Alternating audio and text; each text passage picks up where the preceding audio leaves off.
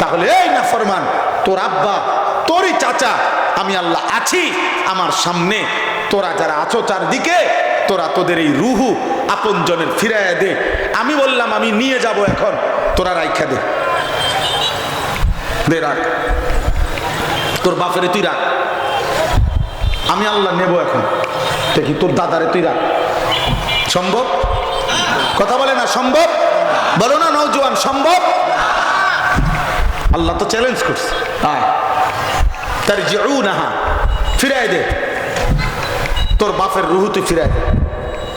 তোর না অনেক ক্ষমতা, তোর না দল বড়, তোমার না কর্মী আছে, তোমার না সন্ত্রাসী আছে, মাস্তান আছে, চাঁদাবাজ আছে, লাঠি লোড়া আনো না কেন? তোমার বাহিনী খবর দাও না কেন? ফিরাও। এই জন্য দোস্ত, নওজোয়ান, কিশোর যুবক, বাড়াবাড়ি করো না। ইদানিং কালে আইসা তোমরা গ্রামকে গ্রাম, তোমাদের ইতিহাস, তোমাদের বাবা দাদার রক্তে ঘামের কি পরিমাণ ঘাম ঝরে এক একটা ফসলে খেতে, তুমি জানো না? এই প্রখর রৌদ্রে, এখন তো রৌদ্র নাই, প্রচন্ড গরমের রৌদ্রে তোমার বাবা, তোমার দাদার, তোমার ফ্যামিলির বড় মানুষগুলোর কি পরিমাণ ঘাম ঝরে প্রতিটা খাবারের, খাদ্যের সাথে, প্রতিটা ফসলের সাথে। এই পরিমাণ রক্ত পানি করা ঘামের মেহনতের টাকা, তা কষ্ট করে আসা যখন জমায়, সেই কষ্টের ঘামে ভেজা, রক্ত মাখা, পানি ঝরানো, ঘাম ভিজানো টাকায় তুমি নারী দেখো, ছবি দেখো, উলঙ্গ দৃশ্য দেখো, মোবাইলের নর্তকী দেখো। আহা, মুসলমানের বাচ্চা মুসলমানের ঘরে জন্ম নিয়া এক ওয়াক্ত নামাজ পড়ো না, 365 দিনে, খোদার এক বছরে কোনো দিন ফজরের নামাজ জানো না কখন ওয়াক্ত হয়। আহা নাফরমান, মুসলমানের ঘরে এমন নিকৃষ্ট হইলা কেমনে? আল্লাহকে এমন বলা কেমনে ভুললা? বলেন বাবা, এই বাপ, আপনাদের যেই সমস্ত ছেলে মেয়ে নামাজ পড়ে না, এক ওয়াক্ত ফজরের নামাজ পড়ে না, বিবি বাচ্চা যারা, একদিনও এই নাফরমানকে নিয়ে সংসার করেন কেমনে? তার জন্য রোজগার করেন কেন মিয়া? যার কপালে সেজদা নাই, ও তো মানুষের বাচ্চা না, ও তো ইনসান না, ও তো আনআম, ও তো চতুষ্পদ জন্তু, জানোয়ার।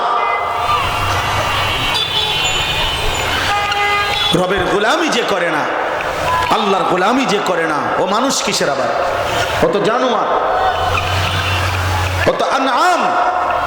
যদি বলেন জানোয়ার, রাগ করবে, তাহলে জানোয়ারের চেয়ে নিকৃষ্ট। বালহুম আদাল, মানুষ এবং জানোয়ারের মাঝখানে কোনো প্রাণী নাই। লোকটা মানুষও না, গরুও না, তো কিতা? তো মাঝখান দিয়ে আরেকটা কি বুঝেন নাই? মানুষ এবং ছাগলের মাঝখানে আর কোনো প্রাণী আছে না, হয় সে মানুষ আর নয়তো সে চতুষ্পদ জানোয়ার। এবার যদি বলেন না এটা না, তাইলে আরো নিচে। এই জন্য আল্লাহ বলছে বালহুম আদাল, যে জানোয়ারের চাইতে নিচে, জানোয়ারের চাইতে নিকৃষ্ট। মৌলানা সাহেব, ওই যে হুজুর সাহেবরে দেখেন, হুজুর পুরা পাঞ্জাবিওয়ালা হুজুর, হুজুর ভিডিও করতেছে। হ্যাঁ হ্যাঁ মৌলানা সাহেব, আমি ছেড়ে দেই না মানুষটা, আর বড় বেজাল্লা লোক। আমি নতুন পুরাতন বুঝি না, এখানে নতুন আসছি, ওখানে পুরান আইছি, ওই নতুন পুরান এত কিছু আমার দরকার নেই। আমি একবারে আসছি মনে করেন, আর যদি কোনোদিন আসতে না পারি, আইলাম না। কেউই আমি জানি না আমরা আগামীর গন্তব্য।